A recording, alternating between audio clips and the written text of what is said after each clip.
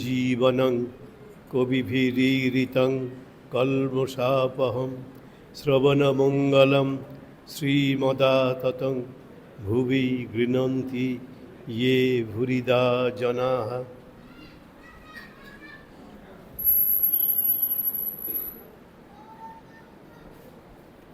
27শে মার্চের পরে আবার আমাদের আজকে কথামৃতে আলোচনাটা হচ্ছে। আগেই বলেছি এরকম মাঝে মাঝেই আমাদের দূরত্ব থেকে যাচ্ছে, ক্লাসের পরের ক্লাসের সঙ্গে দূরত্ব থেকে যাচ্ছে। এটা আমরা ইচ্ছে করে করি তা নয়। এই সাউন্ডটা কিন্তু ঠিক আসছে না এখনো। অমল কোথায়? অমল, সাউন্ড আসছে না এখনো ঠিক মতো। এটা দেখো না, বেশি আমি তো আমার কাছে বেশি এনো না, দূরেই থাকবে।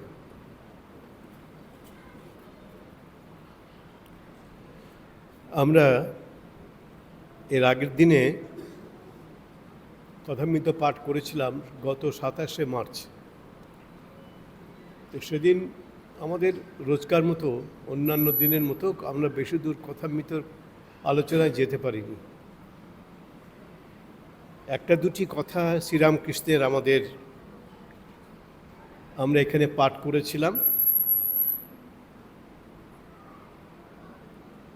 তার সঙ্গে অন্য প্রসঙ্গ এসে গেল, যার ফলে কথামৃতর আলোচনাটি বেশি দূর অগ্রসর হয়নি। আমরা যেখানে কথামৃতের পাঠটা করছিলাম আগের দিনে গত 27শে মার্চ, সেটা হচ্ছে শ্রীরামকৃষ্ণের কাছে মাস্টারমশাই এসেছেন। তাদের দুজনের কথা হচ্ছে এবং সেই কথাই তো পরবর্তীকালে আমরা কথামৃত রূপে পেয়েছি। এখন আপনারা জানেন যে মাস্টারমশাই যে কথাটুকু ধারণ করেছেন শ্রীরামকৃষ্ণের, তা এখন দুটো খণ্ডে রামকৃষ্ণ মিশন থেকে প্রকাশিত হয়েছে, রামকৃষ্ণ মঠ থেকে প্রকাশিত হয়েছে।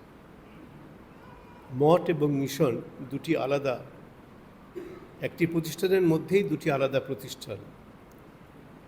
মঠের প্রধানত কাজ হচ্ছে পুজো পাঠ সাধন ভজন, এগুলি মঠের কার্যধারা।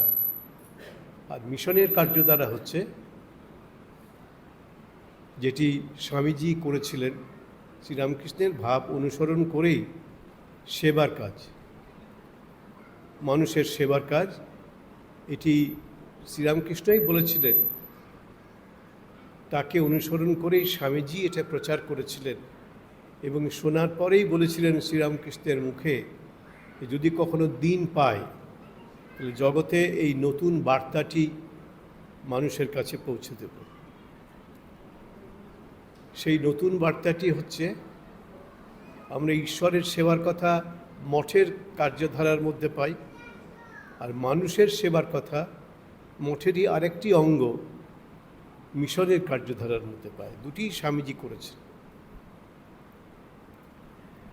প্রথম দিকে মঠ মিশনের অনেক সাধুদের মধ্যেই, এমনকি ভগবান শ্রীরামকৃষ্ণ দেবের সাক্ষাৎ পার্শ্বদের মধ্যেই মনে সংশয় ছিল। এই যে সন্ন্যাসীরা মানুষের সেবার কাজে নিজেদের নিয়োগ করছেন, নিজেদের ব্যস্ত রাখছেন, এটা কি শ্রীরামকৃষ্ণের ভাব? এই প্রশ্ন প্রথম দিকে, মানে আমাদের মঠ মিশনের আদি পর্বে এই ভাবটা ছিল। ঠাকুরের সন্তানদের মধ্যেও কারোর মধ্যে মনে এই প্রশ্ন ছিল। আমরা দেখি যেদিনকে স্বামীজি কলকাতার বলরাম মন্দিরে একটি সভা ডেকে রামকৃষ্ণ মিশনের প্রতিষ্ঠা ঘোষণা করলেন,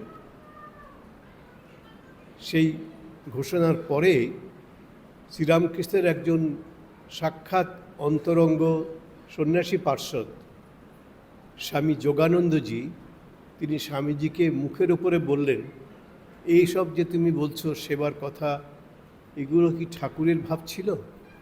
সরাসরি শ্রীরামকৃষ্ণের ভাব থেকে তারা সরে যাচ্ছেন, এই সংশয় তিনি ব্যক্ত করলেন স্বামী যোগানন্দজি। কিন্তু এটি আরও কোনো শ্রীরামকৃষ্ণের সন্ন্যাসী পার্শ্বদের ভেতরে ছিল, মনের মধ্যে ছিল, যাদের ভেতরে কোনোদিন কোনো প্রশ্ন ছিল না, এটা কি ঠাকুরের কাজ, এই সেবার কাজ কি ঠাকুরের কাজ, ঠাকুরকে এটা করতে বলেছেন, যাদের ভেতরে কোনোদিন প্রশ্ন জাগেনি, তারা হচ্ছেন স্বামী ব্রহ্মানন্দজি। এই প্রথমে আমার মাথার উপরে প্রথম যে ছবিটা আছে, আমাদের মঠ মিশনের প্রথম প্রেসিডেন্ট স্বামী ব্রহ্মানন্দজি। স্বামীজি এই সব কিছু করেছেন মঠ মিশন, কিন্তু তিনি নিজের প্রেসিডেন্ট হলেন না। তিনি এর প্রেসিডেন্ট করলেন তাঁরই গুরুভ্রাতা, বয়সে প্রায় সমান, 9 দিনের ছোট স্বামীজির থেকে, স্বামী ব্রহ্মানন্দজি, তাকে তিনি প্রেসিডেন্ট করে দিলেন। তো স্বামী ব্রহ্মানন্দের মনে কোনো প্রশ্ন কোনো দিন জাগেনি যে স্বামীজি যে কাজটা করছেন এটি ঠাকুরের ভাবানুগ কিনা, ভাবানুযায়ী কিনা, এই প্রশ্ন কোনোদিন তার মনে জাগেনি।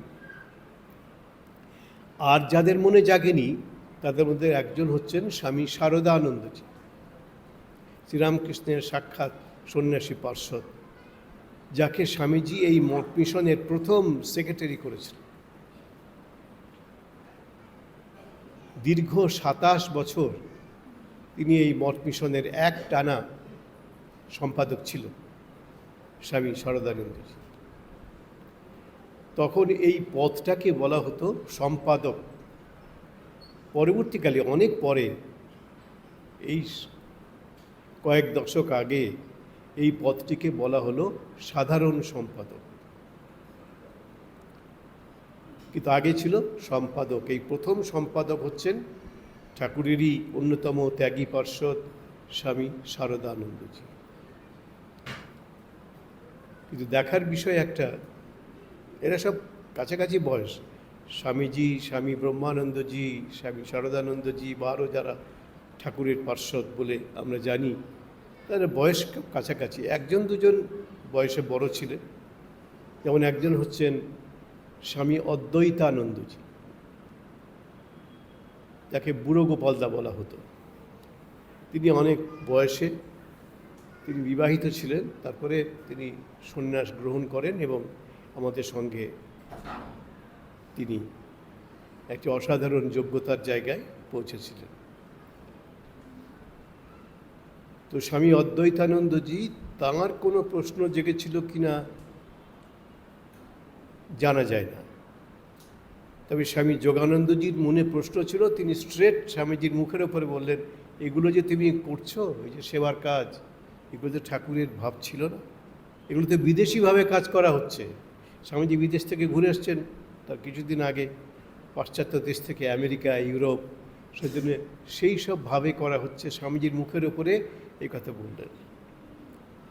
স্বামীজি সেদিন বলেছিলেন, দেখ, এটা ঠাকুরেরই কাজ, ঠাকুর নিজে এটা আমাকে দিয়ে করাচ্ছেন।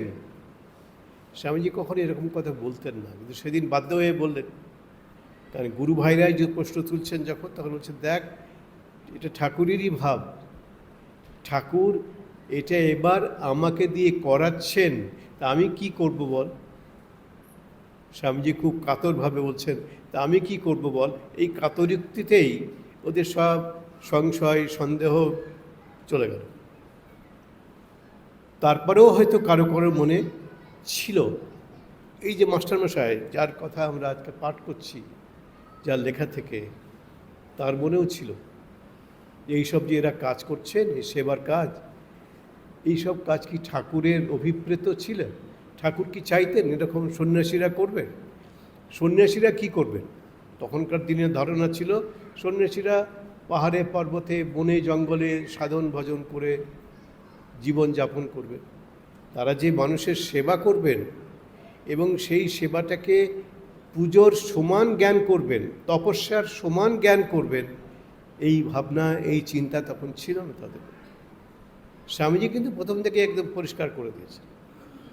স্বামীজি, দেখ, ঠাকুর নিজে আমাকে হাত ধরে করাচ্ছেন এগুলো, তোরা আমাকে বিশ্বাস কর। স্বামীজি কাতরভাবে গুরু ভাইদের কাছে বলেছিলেন। তারপরেও কারো কারো মনে এই সংশয় ছিল। তাদের মধ্যে একজন হচ্ছেন মাস্টারমশাই, তিনি কথামৃত লিখেছেন 1912 সালে। এই দেখুন, আমাদের কথামৃত বলতে গিয়ে এই প্রসঙ্গক্রমে এইসব কথাগুলো চলে আসে, কিছু করার নেই, চলে আসে, এগুলো প্রসঙ্গত চলে আসে। 1912 সালে স্বামী ব্রহ্মানন্দজি, স্বামী তুরীয়ানন্দজি, স্বামী শিবানন্দজি, সব ঠাকুরের সন্তান, এরা তখন কাশীতে আছে। মা, শ্রী মা গেছেন কাশীতে, এবং সেখানে কাশীতে গিয়ে কি দেখছেন, স্বামীজির আদর্শে সেখানে একটি বিরাট বড় হাসপাতাল তৈরি হয়েছে। মানুষের সেবা করবেন, সন্ন্যাসীদেরকে মানুষ সেবা করে, সন্ন্যাসীরা মানুষের সেবা করবে, এ তো ইতিহাসে কখনো আমরা দেখিনি। আমাদের দেশে, মানে ভারতবর্ষে কখনো দেখা যায়নি সন্ন্যাসীরা মানুষের সেবা করছে। হাসপাতাল, আমাদের স্বামীজির আদর্শে হাসপাতাল তৈরি হয়েছে কাশীতে, এবং সেখানে সন্ন্যাসীরা মানুষের রোগীদের সেবা করছে। এক নতুন ধারা, একটি নতুন আদর্শ স্বামীজির প্রেরণায় এরা চালু করেছেন, প্রবর্তন করেছেন। এবং শ্রী মা ওই হাসপাতালটা দেখলেন, কাশীতে যে হাসপাতাল বেনারসে, সেই হাসপাতাল দেখে খুব আনন্দ প্রকাশ করলেন। এই যে মানুষের সেবা করছেন তার ছেলেরা, রোগীদেরকে ঈশ্বর জ্ঞানে, ভগবান জ্ঞানে সেবা করছেন, এটা দেখে তিনি খুব আনন্দ পেলেন এবং বললেন, সাক্ষাৎ নারায়ণের সেবা হচ্ছে এখানে, শ্রী মা বললেন। এবং শুধু সেখানেই থামলেন না, তখনকার দিনে একটি 10 টাকার নোট, তখন 10 টাকার দাম অনেক, হয়তো ওই 10 টাকার দাম হয়তো এখন 1 লক্ষ টাকা। আমার ছোটোবেলায় আমি দেখেছি বলতে 2 আনা দুপুর, মানে যারা সকাল 6টা থেকে বেলা 12টা অবধি কাজ করবে, শ্রমিকের কাজ করবে, এই যে কয়েক ঘন্টা, 6টা থেকে 12টা, 6 ঘন্টার কাজ করবে, তাতে তাদেরকে 2 আনা পয়সা দেওয়া হতো। 2 আনা দুপুর বলা হতো, আমরা ছোটোবেলায় শুনেছি 2 আনা দুপুর। আজকে একজন শ্রমিককে যদি আপনি কাজ করান, তাহলে তাকে কম করে 1000 টাকা দিতে হবে, কম করে 1000 টাকা দিতে হবে। আর তখন 2 আনা পয়সা ছিল, তার মানে তখনকার 2 আনা পয়সার দাম হচ্ছে এখনকার 1000 টাকা। এটা পরিষ্কার বোঝা যাচ্ছে টাকার দামটা কমে গেছে, নেই আর, প্র্যাকটিক্যালি নেই। কোথায় কি দাঁড়াবে কে জানে। যখন শায়েস্তা খাঁ এই বাংলার সুবেদার হয়ে এসেছিলেন আওরঙ্গজেবের সময়, তখন টাকায়, এই ঢাকাতেও টাকায় 8 মণ চাল পাওয়া যেত। ভাবতে পারেন, 1 টাকায় 8 মণ চাল, 8 মণ চাল। এক মণ চাল মানে 40 কেজি, এখনকার 37 কেজি কত জানো, মোটামুটি 40 কেজি হিসাবে সুবিধার জন্য বলছি। 1 টাকায় 8 মণ চাল পাওয়া যেত, 8 মণ। এখন 1 মণ চালেরই দাম, আমরা তো কিনছি প্রতি মাসে। এই গান গাইছিলেন মিঠুন মহারাজ, ইনি এখন আমাদের ভান্ডার চালান, তো দেখছেন কত টাকা দিয়ে আমাদের এখন চাল কিনতে হচ্ছে, আপনারাও বাড়িতে কিনছেন। তো সেই দেখুন টাকার অবমূল্যায়ন হয়ে যাচ্ছে। তা মা তখনকার দিনে 10 টাকা একটা নোট, 10 টাকার নোট বড় সাইজের, এখনও কাশীতে ওটা সংরক্ষণ করা হচ্ছে, মায়ের দেওয়া সংরক্ষণ করা হচ্ছে। সেই 10 টাকার নোট মা খুব খুশি হয়ে দিয়েছিলেন। তখন 10 টাকা মানে 10,000 টাকা, আজকের 10,000 টাকা তখনকার দিনে মা দিয়েছিলেন। এবং মা যখন দিলেন এবং খুব প্রশংসা করছেন, আমার ছেলেরা এই রোগীদের কি যত্ন করে সেবা করে যাচ্ছে সন্ন্যাসী ছেলেরা, ব্রহ্মচারী ছেলেরা। আমি একজন সাধুর সঙ্গে আমি তার দর্শন পেয়েছি, তার সঙ্গেও কিছুদিন তাকে সেবা করার সুযোগ হয়েছে। তিনি তখন ওখানে ব্রহ্মচারী হিসেবে ছিলেন ওই বেনারসে, ওই 1912 সাল। তো উনি তখন সেবা করতেন, কিছুদিন ওখানে সেবা করেছিলেন। পরে তাকে মহারাজ স্বামী ব্রহ্মানন্দজি বেলুড়মঠে নিয়ে আসেন। তো সেবাটা কীরকম করছেন দেখুন। এই রাস্তা থেকে তুলে আনছেন, পড়ে আছে হয়তো কেউ দেখাশোনা করার নেই মানুষের, সেই লোকগুলোকে এই সন্ন্যাসীরা রাস্তা থেকে তুলে এনে এই হাসপাতালে রেখে তাদের সেবা করছেন। আমাদের ইতিহাসে, মানে আমাদের সনাতন ধর্মের ইতিহাসে কোনো সন্ন্যাসী কখনো এই কাজ করেনি, সন্ন্যাসীরা কখনো এই কাজ করেনি। বৌদ্ধ ধর্মে বুদ্ধদেব চালু করেছিলেন মানুষের সেবা, কিন্তু হিন্দু ধর্মে এটা নিয়ে এলেন রামকৃষ্ণ মিশনের সন্ন্যাসীরা স্বামী বিবেকানন্দের নেতৃত্বে। এবং মা, শ্রী শ্রী মা ওটা দেখে এত খুশি হলেন, ওই হাসপাতাল, বেনারসের হাসপাতাল দেখে বললেন, ঠাকুর সাক্ষাৎ এখানে বিরাজ করছেন। মা বললেন, এই যে মানুষের সেবা হচ্ছে, আমার সন্ন্যাসী ব্রহ্মচারী ছেলেরা সব করছে সেবা, বলছেন ঠাকুর সাক্ষাৎ এখানে বিরাজ করছেন, আমি নিজের চোখে দেখেছি। মা বলছেন। ওখানে একজন ব্রহ্মচারী তখন নতুন জয়েন করেছেন, তিনি ওখানে সেবার কাজে আছেন। একদিন রাস্তা থেকে একজনকে তুলে নিয়ে আসা হয়েছে, তার ভাষাটা হচ্ছে তামিল, দক্ষিণ ভারতের ভাষা, তামিল ভাষা, তো বাংলা বোঝে না, হিন্দিও বোঝে না। তাকে নিয়ে এসছে, হাসপাতালে ভর্তি করা হচ্ছে। এখন 2-1 দিন হাসপাতালে থেকেছে।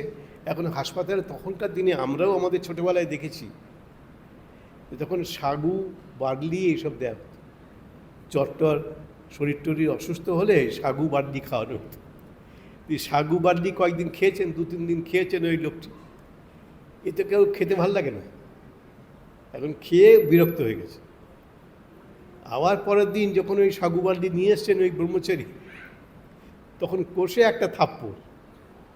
ভাবুন, সেবা করতে গিয়ে কী অসুবিধা, এক থাপ্পড় কষে ওই ব্রহ্মচারীকে দিয়েছেন ওই তামিলভাষী রোগীটি। আমরা হলে কী করতাম, তখনই তাকে আরও 10টা থাপ্পড় লাগাতাম, মানে বেরো এখান থেকে, সেবা নিতে এসেছিস, আমাদেরকেই মারছিস।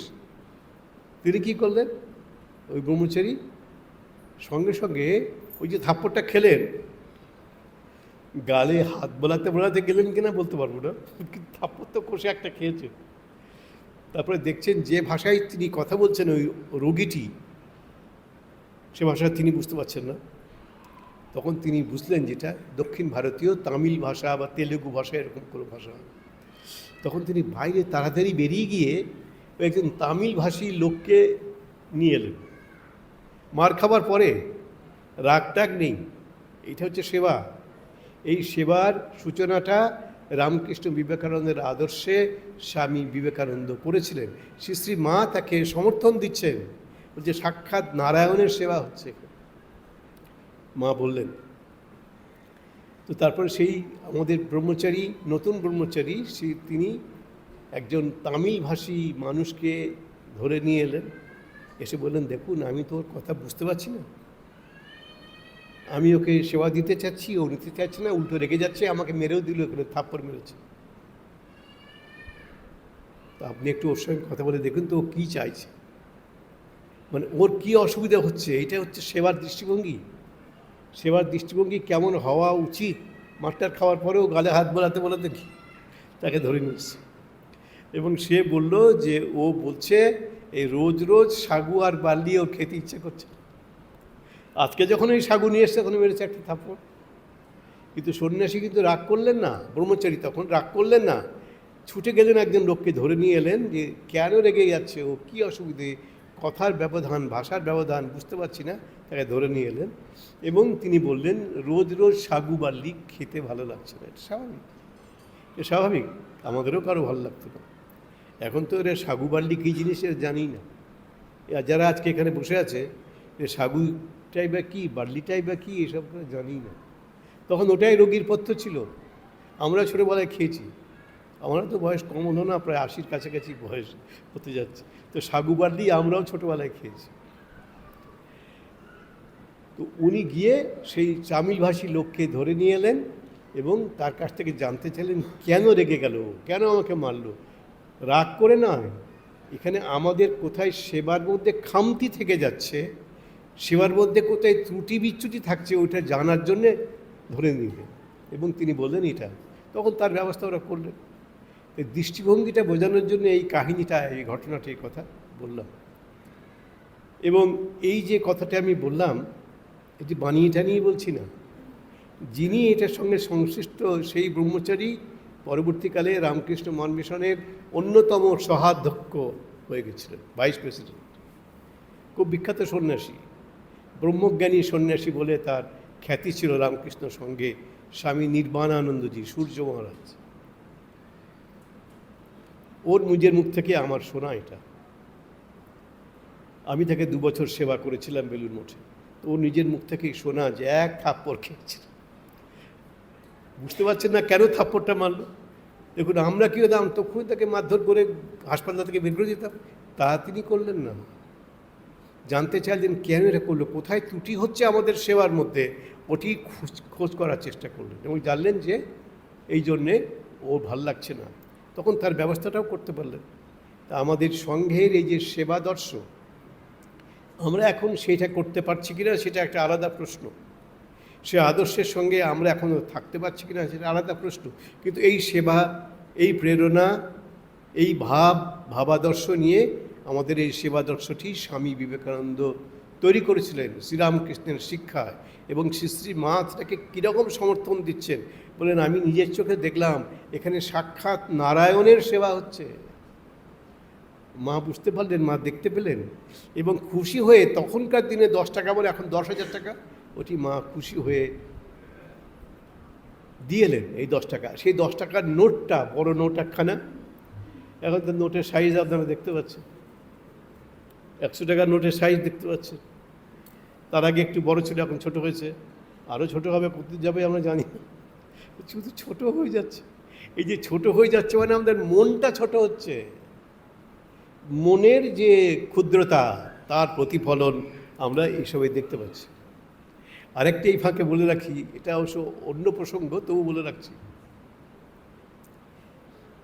আমাদের যে দুর্গাপুজো হয় আমাদের এখানে এই মন্দিরে, যেটা হয় দুর্গাপুজো, প্যান্ডেলা হয় অবশ্য, আমরা এখানে 2 একবার ওই কোভিডের সময় মন্দিরেও করেছিলাম। এই দুর্গাপুজো কীরকম দেখবেন, মা দুর্গা, ওপরে চালচিত্রের মধ্যে শিব, এদিকে লক্ষ্মী, গণেশ, সরস্বতী, কার্তিক, মহিষাসুর, দেবীর বাহন সিংহ, সব একটা কাঠামোর মধ্যে। আমাদের পুজো সেরকম হয়, একটা কাঠামোর মধ্যে একচালা প্রতিমা। এখন কি প্রতিমা হয় আমাদের এখানে না, অন্য জায়গায় দুর্গা আলাদা, সিংহ আলাদা, মহিষাসুর আলাদা, কার্তিক আলাদা, সরস্বতী আলাদা, লক্ষ্মী আলাদা, সব আলাদা আলাদা, গণেশ আলাদা। তার মানে কি আমাদের মনটা এখন ভেঙে গেছে, ভগ্ন মানসিকতার প্রতিফলন আমাদের এই দুর্গাপূজার মধ্যেও দেখা যাচ্ছে, সব আলাদা আলাদা আলাদা। আমাদের সব তো আলাদা, একসঙ্গে কাজ করি না তো আমরা এখন, একসঙ্গে কাজ করার ব্যাপারটা উঠে গেছে। এই যে যৌথ পরিবার আমাদের আগে ছিল, একটা পরিবারে একসঙ্গে, আমি একটা পরিবারে দেখেছি কলকাতা থেকে একটু দূরে ঝাড়গ্রামের কাছে, এর একটি পরিবার, যখন আমি গেছিলাম 1994 সালের প্রথম, সেখানে একটি পরিবারে 110 জন লোক, ভাবতে পারে, একটি পরিবার। তখন যৌথ পরিবার তখন ভেঙে যাচ্ছে, তবু একটি দুটি আছে, 110 জন মানুষ এই পরিবারে। আমাকে তারা নিয়ে গেছেন একটা অনুষ্ঠান উপলক্ষে, এবং দেখছি যে 110 জন মানুষ, খুব কষ্ট করে থাকতে হচ্ছে, তো ঘর তো অত ঘর নেই, এক ঘরে হয়তো অনেক বোন গাদাগাদি করে শুয়ে আছে। দেখুন, এই অসুবিধে সহ্য করেও মানুষ থাকছে। তখন যৌথ পরিবার এরকমই ছিল। এখন আমাদের পরিবার তার যৌথ নেই, স্বামী স্ত্রী, একটি দুটি সন্তান, ব্যাস শেষ। এখনকার ছেলেমেয়েরা কাদেরকে কাকা বলে, কাদেরকে কাকিমা বলে, কাদেরকে জ্যাঠামশাই বলে, কাকে জেঠিমা বলে। ঠাকুমা তো নেই, ঠাকুমা তো বাড়ির বাইরে, তাকে বিদায় করেছে। একসঙ্গে সবাই 3 পুরুষ ধরে একসঙ্গে থাকছে, একসঙ্গে। কি ভয়ঙ্কর একটা আনন্দের খবর অবশ্য। আমাদের তো সেসব দিন গেছে। আমাদের ওই যে একজন ভদ্রলোক বলছেন, তার নাম সুরেন্দ্রনাথ চক্রবর্তী, বলছেন এই যে যৌথ পরিবার ভেঙে যাচ্ছে, আমাদের মানসিকতাও ভিন্ন ভিন্ন হয়ে যাচ্ছে। আমরা আগে একসঙ্গে থাকতাম, দুঃখ অসুবিধে অভাব অনেক কিছু ছিল, কিন্তু এইসব সত্ত্বেও আমরা একসঙ্গে থাকতাম। এই যে ত্যাগের মানসিকতা, আত্মত্যাগের মানসিকতা, এটা আমরা সহ্য করতাম, শিখতাম। এখন তো শেখাপড়ার কিছু ব্যাপার সব এই বাংলাদেশের লোকে বলে গেছে গিয়া, মানে হয়ে গেছে, শেষ, গেছে গিয়া। এই গেছে গিয়াটা আমি শিখেছি, ও বাংলায় থাকতে শিখেছি গেছে গিয়া, মানে চলে গেছে। তো আমাদের এই যে ভগ্ন মানসিকতা, তার প্রতিফলন আমাদের ব্যবহারে, আমাদের সংসারে, সব জায়গায় আমরা দেখতে পাই। এই মাস্টারমশাইকে ঠাকুর বলছেন, দেখো বাবা মার সঙ্গে প্রীত করে থাকবে, মানে ভালোবেসে থাকবে। এখন বাবা মা বলে কোনো অদ্ভুত জীব আমাদের সংসারে থাকে না। ওই একজন, তার স্ত্রী আর তার 1-2টি সন্তান। এখন এমন হয়ে যাচ্ছে, একটি পরিবারকে আমি জানি, আমার কাছে দীক্ষা নিয়েছিল ছেলেটা, 17-18 বছর বয়স, খুব ব্রিলিয়ান্ট ছেলে, বড় স্কুলে পড়তো, দীক্ষাও নিল, এই বাংলাদেশে এসে আমাকে দীক্ষা নিয়েছিল। ছেলেটি মারা গেল হঠাৎ, 17 বছর ছেলে, কোনো অসুখ নেই, কিছু বিসুখ নেই, মারা গেল, একমাত্র ছেলে। এখন এই যে এখন একমাত্র ছেলে, একমাত্র মেয়ে হবার যে মানসিকতা, তাতে কি হচ্ছে, তাদের পাশে কেউ দাঁড়ানোর লোক থাকবে না। আগে আমাদের পরিবারে ওই যে বললাম 110 জন মানুষ, একটি পরিবারে আমি দেখেছি কলকাতা থেকে একটু দূরে, ধরো 200 কিলোমিটার দূরে ঝাড়গ্রাম বলে একটা জায়গা আছে, সেখানে 110 জন একটি পরিবারের সদস্য। ভাবতে পারেন? ভাবতে পাই না আমরা কত কষ্ট করে থাকতে হয়, খাবার দাবার কখন খাবে, একসঙ্গে সবাই খেতে তো পারবে না, এত জায়গা কোথায় পাবে, 110 জনকে বসাবে কোথায়? 10 জনকে বসানোর জায়গা নেই এখনকার। আপনাদের যে বাসা বাড়িতে থাকেন, 10 জনকে একসঙ্গে বসানোর জায়গা নেই। 110 জন তার আনন্দের সঙ্গে থাকছে। এই যে আত্মত্যাগ, যে ত্যাগের মানসিকতা মানুষ শিখতেন আগেকার দিনে, এখন আর নেই। সব স্বার্থপর, সংকীর্ণ বুদ্ধি, এক চুল এদিক ওদিক করতে দেবে না। ঠাকুর বলতেন মাস্টারমশাইকে, বাবা মার সঙ্গে প্রীত করে থাকবে। প্রীত মানে ভালোবাসা, প্রীতি, এইসব নিয়ে থাকবে। কেন বলছেন? যে মাস্টারমশাই এই কথামৃত আমাদের উপহার দিয়েছেন, বিবাহের পরে তার 2-1টি সন্তানাদি হয়েছে, এবং তার বাবার সঙ্গে তার স্ত্রীর ঝগড়া লেগে গেছে। এই তখনকার দিনে শুরু হচ্ছে ঝগড়াটা, আর কি ঝগড়া লেগে গেছে। এখন সেই ঝগড়ার ফলে কি হয়েছে, স্ত্রী বলছেন স্বামীকে, তুমি এখান থেকে পৃথগণ্য হয়ে যাও, আলাদা হয়ে যাও, পৃথক, সেপারেট হয়ে যাও। সেপারেট অবশ্য হননি তখনই, কিন্তু এই বুদ্ধিটা দিচ্ছে। কিন্তু কিছু মনে করবে না, বুদ্ধিটা কে দিল? আপনারাই বলুন, এই বুদ্ধিটা কারা দিত? পুরুষদের এই বুদ্ধি ছিল না, কিন্তু কিছু মনে করবেন না, পুরুষরা এইসব ব্যাপারে উদার ছিল। কিন্তু আর একজন পুরুষের অন্যদিকে যে থাকে, সে কিন্তু স্বার্থপর। সে শুধু তার স্বামীকে নিয়ে থাকবে, আর কাউকে ঢুকতে দেবে না। সে এই যে সেপারেট হয়ে যাওয়া, পৃথগণ্য হয়ে যাওয়া, পৃথক হয়ে যাওয়া, এসব তো আমাদের সমাজে ছিল না। মাস্টারমশাইকে ঠাকুর বলছেন বাবা মার সঙ্গে প্রীত করে, মানে প্রীতির সঙ্গে সম্পর্ক করে থাকবে। এটা ঠাকুরের শিক্ষা। এখনকার দিন হলে আমরা বলতাম এই ঠাকুর তো এইসব কাজগুলো ভালো করেননি। কি করেছেন ঠাকুর? তিনি কামারপুকুর থেকে এসেছেন দক্ষিণেশ্বরের কালী মন্দিরে তাকে পূজারীর চাকরি দেওয়া হয়েছে, এবং তিনি আস্তে আস্তে দেখছেন তার কাজের সুবিধার জন্যে, ওরা 2-3টিতে মন্দির আছে, বিষ্ণু মন্দির আছে, শিব মন্দির আছে, সেবার জন্যে তিনি একজনকে নিয়ে এলেন, তার আত্মীয়। তিনি তার সরাসরি জ্যাঠতো তো দাদা নয়, কিন্তু কাজিন, আত্মীয়তার সম্পর্কে দাদা, হলধারী তার নাম, তাকে নিয়ে এলেন এই একটা মন্দিরের সেবার জন্যে। তারপরে তার ভাতিজা, আপনারা বলেন ভাতিজা, ওই বাংলায় বলে ভাইপো, এই ভাইপোকে নিয়ে এলেন রামলাল, রামলাল দাদা, তাকে নিয়ে এলেন একটা মন্দিরের সেবার জন্যে। এরকম আস্তে আস্তে আপনারা এখন বলবেন যেহেতু স্বজন পোষণ হচ্ছে, তো স্বজন পোষণ করেননি, কিন্তু আমাদের আজকের ভাষায় বলবো আমরা স্বজন পোষণ হয়ে যাচ্ছে। আমাদের মানসিকতা তো খুব ক্ষুদ্র হয়ে গেছে না, সংকীর্ণ হয়ে গেছে। এই জন্য স্বজন পোষণ আমরা এখন বলবো। তখনকার তিনি স্বজন পোষণের বুদ্ধি নিয়ে তিনি করেননি এটা, সেবার জন্যে, ভালো সেবা করতে পারবে এইসব লোককে, জানাশোনা লোক, সেজন্য নিয়েছেন। তো যাই হোক, শ্রীরামকৃষ্ণ তখন এই মাস্টারমশাইকে সাবধান করে দিচ্ছেন, বাবা মার সঙ্গে ভালো সম্পর্ক করে থাকবে। এখন তো আমরা বাবা মাকে নিয়ে থাকার কথা ভাবতেই পাই না। কোথাও কোথাও একটা দুটো মিউজিয়ামের মতো একটা দুটো পরিবার আছে যেখানে ঠাকুর দাদা ঠাকুর মা এসব থাকে, একটা দুটো পরিবার আছে, এখনো বাংলাদেশে আছে, আমি জানি দু একটি পরিবারের কথা সেখানে আছে।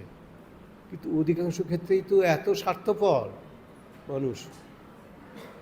আর কিছু মনে করবেন না, মেয়েরা ওই শ্বশুর শাশুড়কে নিয়ে, ননদ দেওরকে নিয়ে থাকবে না, তাদের সব সেপারেট চায়, আলাদা চায়। যাকে সেটা তো আমাদের বাস্তব চিত্র, সবাই আমরা জানি সেটা। কথাগুলো পছন্দ হতেও পারে, নাও হতে পারে, পছন্দ হবে না বলেই ধরে নিচ্ছি আমি। তো এই তখনকার দিনের ছবি, এবং এই ছবিটার প্রতিফলন ঘটছে আমাদের দুর্গাপুজোর কাঠামোর মধ্যে। সব আলাদা আলাদা, গণেশ আলাদা, অত বড় একটা ফিগার গণেশ, তাকে আলাদা করে নিয়ে আসছে। কার্তিক আলাদা, তার সঙ্গে তার বাহন আছে ময়ূর, তারও ভালো ওজন টোজন হবে, মাটি দিয়ে গড়ে, তো ওই দুটো, ওই কার্তিকার সঙ্গে ময়ূর একটা সেট হয়ে যাচ্ছে। গণেশের সঙ্গে ইঁদুর, সেই ইঁদুরটা ছোটো একটা, ওটার কোনো ওজন লাগে না, তো সে একটা সেট হয়ে যাচ্ছে। লক্ষ্মী একটা, সরস্বতী একটা, আবার নিচে সিংহ একটা, মহিষাসুর একটা, সব আলাদা আলাদা অ্যাসেম্বল, পরে অ্যাসেম্বল করে দেওয়া হচ্ছে, লাগিয়ে দেওয়া হচ্ছে। আমাদের সব জোড়া লাগানো হচ্ছে, যেটা আগে একসঙ্গে থাকতো সেগুলো এখন জুড়ে দেওয়া হচ্ছে, জোড়া লাগানো হচ্ছে। আবার যখন বিসর্জন হয় আবার আলাদা করে নিয়ে গিয়ে দম পুকুরের জলে কি নদীর জলে ফেলে দিচ্ছে। এই হচ্ছে আমাদের ভগ্ন মানসিকতা, এই হচ্ছে আধুনিক যুগের এই বাস্তব ছবি, ভগ্ন মানসিকতা। আমরা একসঙ্গে এখন 5 ভাই, এখন আর 5 ভাই তার হয় না সাধারণত। 5 ভাই আগে একসঙ্গে থাকতো, পঞ্চপাণ্ডব একসঙ্গে আছেন, কৌরবরা নাকি 100 ভাই, 100 কী করে ভাই হয় তা বুঝতে পারি না। আমাদের আজকালকার দিনে 100 ভাই, একজন মা বাবার থেকে 100টা ভাই বোন হবে, একটা বোন ছিল, আর বাকি 100 জন ভাই ছিল কৌরবদের, দুর্যোধনদের। আমি ভাবছি কি অবস্থা, এই দুর্যোধনদের সংসারে কি অবস্থা। পাণ্ডবরাও 5 ভাই, সেটা হবে কি কম নাকি? 5 ভাই থাকতে পারে, 5 ভাই, একজন ছাড়া দুজনকে থাকতে দেবে না। এত মানে অসহিষ্ণুতা, ইনটলারেন্স আমাদের সকলের মধ্যে। যে ঠাকুর তখনই বুঝেছিলেন যেটা আসবে, এটা ভবিষ্যতে আসবে আমাদের মধ্যে, সেই জন্য সাবধান করে দিচ্ছেন, মাস্টারমশাইকে বলছেন বাবা মার সঙ্গে প্রীত করে থাকবে, ভালোবাসা শ্রদ্ধার সম্পর্ক করে থাকবে, তবেই সংসারটা টিকবে। আজকে আমাদের সংসারগুলো টিকছে না কেন? একটি ছেলে একটি মেয়ে, মেয়ের বিয়ে হয়ে গেল, ছেলে থাকলো, সে বিয়ে টিয়ে করলো, ছেলে পিলে হলো, তারপর বাবা মার সঙ্গে সম্পর্ক থাকলো না। একটি মাত্র এই সন্তান ছিল, তার আবার বাবা মার সঙ্গে সম্পর্ক থাকলো না, সে আলাদা হয়ে গেল, খুব সুখে আছে। এখন কেউ দেখার নেই, অসুস্থ হলে কেউ পাশে দাঁড়াবে না, মারা গেলে কেউ পেছনে এসে দাঁড়াবে না, সব সেপারেট সেপারেট সেপারেট। এই যে সেপারেটিস্ট মুভমেন্ট, মানসিকতা, মেন্টালিটি, এটা এই যুগের দান আমাদের কাছে। আমার মনে হয় ঠাকুর, মা, স্বামীজি যে এসেছিলেন এই ভাবটাকে আবার ফিরিয়ে আনতে। একান্নবর্তী পরিবার আর হবে না, কিন্তু মানসিকতা যেন ভিন্ন ভিন্ন না হয়ে যায়। আমরা যেন সবারই সঙ্গে একসঙ্গে মিলেমিশে থাকার চেষ্টা করি। সমাজটাও তো একটা বিরাট সমস্যা হয়ে যাবে না? যদি আমরা একসঙ্গে থাকি বাঁচব। সেই ছোটোবেলায় আমাদের একটা সামারি লিখতে দিত, একটা গল্প লিখতে দিত ইংরেজিতে। আমাদের মতো বয়স যারা এইখানে বাংলাদেশে, তাদেরও একই, তখন তো সিলেবাস একটাই, ও দেশে যায় এই দেশেও তাই। আমরা পড়েছিলাম কিশলয় আমাদের ছোটোবেলায়, ওই 3-4 ওই সব পড়ানো হতো। তখন বাংলাদেশেও একই বই, একটাই তো দেশ তখন, একই বই পাঠ হতো তখন। এখন সব দেশ ভাগ হয়ে গেল, সব ভাগ হয়ে গেল। তো সে কিশলয় আমরা পড়েছি। এখন তো কত রকম সব ছবি টবি দিয়ে সব বই টই হচ্ছে, কিন্তু মানুষের মনে কি নতুন ছবি জাগছে? নতুন সমাজের ছবি, নতুন পরিবারের ছবি? না, সর্বত্র সেই ভগ্ন মানসিকতার ছবি সুস্পষ্ট পরিষ্কার হয়ে আসছে। তো শ্রীরামকৃষ্ণ বলছেন বাবা মার সঙ্গে প্রীত করে থাকবে। এখানে শ্রীরামকৃষ্ণ জিজ্ঞেস করছেন, তোমার কি ছেলে হয়েছে? প্রথম সাক্ষাৎ হচ্ছে, মাস্টারমশাইয়ের সঙ্গে কথাবার্তা হচ্ছে, বলছে তোমার কি ছেলে হয়েছে? কিন্তু স্বাভাবিক একটা প্রশ্ন। তিনি বলছেন, মাস্টারের বুক ঢিপ ঢিপ করিতেছে। ভয়ে ভয়ে বলিলেন, আজ্ঞে ছেলে হয়েছে। ঠাকুর আবার আক্ষেপ করিতে লাগিলেন, যা ছেলে হয়ে গেছে, যা ছেলে হয়ে গেছে। তিরস্কৃত হইয়া তিনি স্তব্ধ হইয়া রইয়াছেন। মাস্টারমশাই ছেলে হয়েছে তো কী হয়েছে? তো কিন্তু মাস্টারমশাই বলে ধাক্কা লাগলো একটা মনে, যা ছেলে হয়ে গেছে। মানে শ্রীরামকৃষ্ণ হয়তো ভেবেছিলেন মাস্টারমশাইয়ের আচার ব্যবহার স্বভাব চরিত্র ভালো, হয়তো উদার মনের মানুষ হবে, ছেলে হলো মানে কি বাড়তে থাকলো, তো হয়তো তাকে ভেবেছিলেন তিনি হয়তো সংসার ত্যাগ করে শ্রীরামকৃষ্ণের আদর্শে আসবেন। সে আদর্শটা গেল, যা ছেলে হয়ে গেছে। এবং ছেলে হলে তবু ভালো, ওই পরিবারটিতে সেই ধারাটা থাকবে। আর যদি মেয়ে হয়ে যায়, যে শ্বশুরবাড়ি চলে যাবে, আপনার তো কিছুই থাকবে না। যদি ছেলে হয়ে যায় তো আপনার ধারাটা থাকবে, আর মেয়ে হলে তো সে তো বেরিয়ে যাবে, শ্বশুরবাড়িতে চলে যাবে, ধারা থাকবে না। তো যাই হোক, শ্রীরামকৃষ্ণ বললেন, যা ছেলে হয়ে গেছে। এখন মাস্টারমশাই এটা শুনে স্তব্ধ হয়ে বসে থাকলেন। তাহার অহংকার চূর্ণ হইতে লাগিল। তার মনে হয়তো অহংকার ছিল, সে অহংকার চূর্ণ হইতে লাগিল। কিয়ৎক্ষণ পরে ঠাকুর শ্রীরামকৃষ্ণ আবার কৃপাদৃষ্টি করিয়া সস্নেহে বলিতে লাগিলেন, দেখো তোমার লক্ষণ ভালো ছিল, আমি কপাল চোখ এসব দেখলে বুঝতে পারি। শ্রীরামকৃষ্ণ বলছেন, আমি কপাল চোখ এসব দেখলে বুঝতে পারি। এই যে শরীরের কোনো অঙ্গ দেখে মানুষটি কীরকম বোঝা, এটা একটা সায়েন্স। এটাকে আমাদের দেশে সনাতন ধর্মে বলা হতো সামুদ্রিক লক্ষণ। এই অঙ্গ প্রত্যঙ্গ কীরকম গঠন দেখে দেখবেন, অনেকের গঠন থাকে এই পাটা এরকম ঘোড়ার খুরের মতো, পুরো পাটা সোজা হয়ে মাটিতে বসছে না, একটু এরকম করে উঁচু হয়ে থাকছে, বলে ঘোড়ার খুরের মতো পা।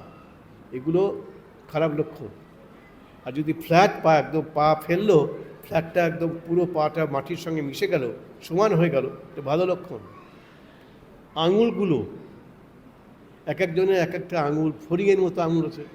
ফড়িং দেখেছেন? শহরের লোক তো ফড়িং টরিং দেখে না। ফড়িংয়ের মতো আঙুল, এরকম লম্বা লম্বা ফড়িংয়ের মতো আঙুল, সরু সরু টিকটিকির মতো চেহারা। এখন এইগুলো দেখে মানুষের আগে মানুষটাকে বিচার করতে পারতেন আমাদের দেশের পূর্বপুরুষেরা। যাকে বলা হতো সামুদ্রিক লক্ষণ। হাত, পা, কপাল, চোখ, নাক।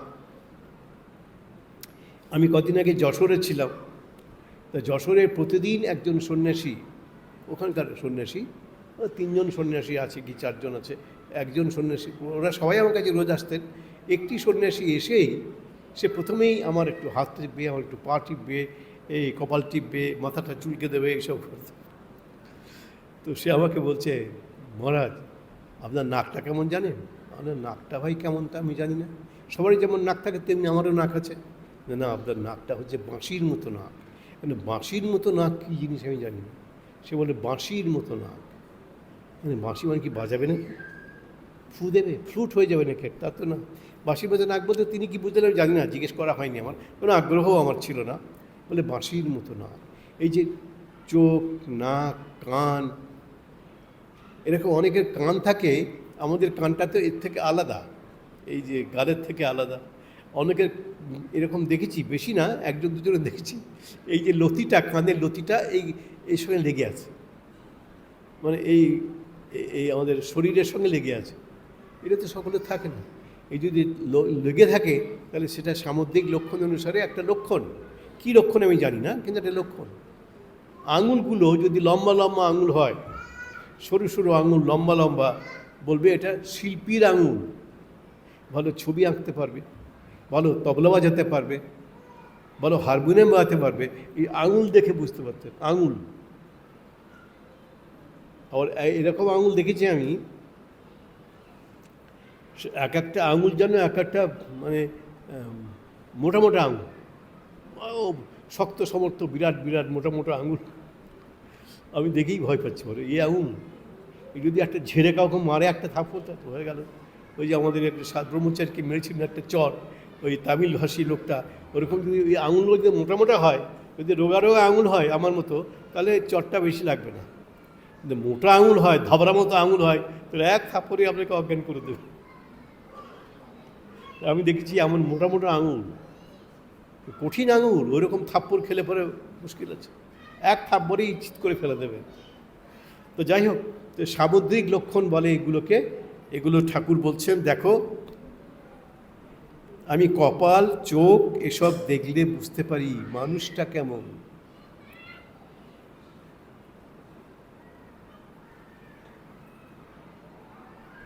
তোমার পরিবার কেমন, বিদ্যাশক্তি না অবিদ্যাশক্তি? এই পরিবার মানে এখন আপনারা বুঝবেন না, পরিবার মানে ফ্যামিলি নয়। তখনকার দিনে পরিবার মানে বউকে বোঝাতো, আপনার পরিবার মানে আপনার স্ত্রী। এখনকার ভাষায় পরিবার বললে তো আর স্ত্রীকে বোঝাবে না। তখনকার দিনের প্রেক্ষাপটে পরিবার মানে স্ত্রী ছিল। এখন তোমার পরিবার কেমন মানে বলতে চাইছেন তোমার স্ত্রীটি কেমন, বিয়ে করেছে যখন ছেলে হয়েছে, তাহলে স্ত্রীটি কেমন ঠাকুর জানতে চাইছেন। তখন বলছেন, ঠাকুর বলছেন কীরকম না বিদ্যাশক্তি না অবিদ্যাশক্তি, ঠাকুর জিজ্ঞেস করছেন। এখন মাস্টারমশাই এই কথা কখনো শোনেননি, বিদ্যাশক্তিটাই বা কী অবিদ্যাশক্তিটাই বা কী কখনো শোনেননি। তাই মাস্টারমশাই চিন্তায় পড়ে গেলেন, কী বলবো। বলে আগে হ্যাঁ ভালো, কিন্তু অজ্ঞান। দেখুন, ভালো কিন্তু অজ্ঞান, মানে তখনকার দিনে মেয়েরা তার লেখাপড়া শিখতে পারতো না, সেই জন্য বলছেন অজ্ঞান। আর ঠাকুর বলছেন আর তুমি খুব জ্ঞানী। ঠাকুর সঙ্গে সঙ্গে বলছেন আর তুমি খুব জ্ঞানী, যে মেয়েদেরকে অজ্ঞান বলছেন, এটা ঠাকুর সহ্য করতে পারলেন না। মেয়েদের কোনো অসম্মান ঠাকুর সহ্য করতে পারতেন না। প্রত্যেকটি মেয়ের মধ্যে তিনি জগৎ মাতাকে দেখতে পেতেন, তো সাক্ষাৎ জগৎ জননীকে দেখতে পেতেন। তার দৃষ্টিভঙ্গিটাই অন্যরকম ছিল। তাই যেই বলেছেন স্ত্রীটি কেমন না পরিবারটি কেমন না ভালো, কিন্তু অজ্ঞান, লেখাপড়া শেখেননি তো, মানে অজ্ঞান। কেশব সেনের জ্ঞাতি ভগ্নী ছিলেন এই মাস্টারমশাইয়ের স্ত্রী। আর তুমি খুব জ্ঞানী, রেগে গিয়ে বলছেন আর তুমি খুব জ্ঞানী, মানে একটা ঝটকা মারলেন। এই যে তোমার জ্ঞানের সম্বন্ধে ধারণা, এই ধারণাটা ফল্টি, এটাকে কারেকশন করা দরকার। এই যে মেয়েদেরকে তুমি অজ্ঞান বলে দিচ্ছ, এটা ঠিক নয়। প্রথমেই একটা ধাক্কা দিলেন শ্রীরামকৃষ্ণ, বলছে না তুমি খুব জ্ঞানী, তোমার অনেক জ্ঞান আছে। শ্রীরামকৃষ্ণ জ্ঞান কোনটা অজ্ঞান কোনটা এটা ওকে শেখাবেন মাস্টারমশাইকে। এই একদিনই প্রথম দিনেই শিখিয়ে দেবেন। এবং দুই একবার তক্ক করার চেষ্টা করেছিলেন মাস্টারমশাই, শ্রীরামকৃষ্ণ এমন ধাঁতারি দেবেন, এই তক্ক করাটা জীবনের মতো শেষ হয়ে যাবে। এটা পরে আবার আলোচনা হবে, পরের রোববারে, পরের শুক্রবারে অবশ্য আবার আমাদের কথামৃত ক্লাস আছে, সুতরাং এটার কন্টিনিউশনটা হতে হবে। যাক, আপনারা ভালো থাকুন, আনন্দে থাকুন। শুভ নববর্ষ প্রত্যেককেই। কালকে অনেকের সঙ্গে পরশুদিন কথা হয়েছে, দেখা হয়েছে, কিন্তু যাদের সঙ্গে হয়নি তাদেরকে বলছি সবাই ভালো থাকুন, আনন্দে থাকুন। শুভ নববর্ষ প্রত্যেককেই বলছি।